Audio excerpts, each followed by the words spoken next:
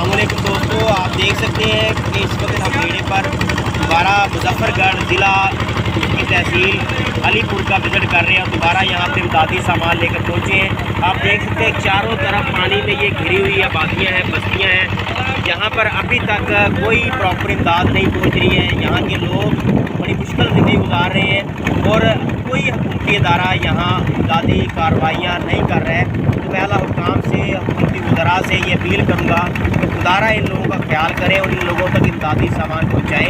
ये इंतहाई मुश्किल ज़िंदगी गुजार रहे हैं। आप देख सकते हैं कि दूर तक आपको अभी भी पानी का एक लेवल दिखाई देता है जिसमें से गुज़रना इंतहाई मुश्किल है और जिसमें से गुज़रने के लिए कश्ती या बेड़े का सहारा लेना पड़ता है।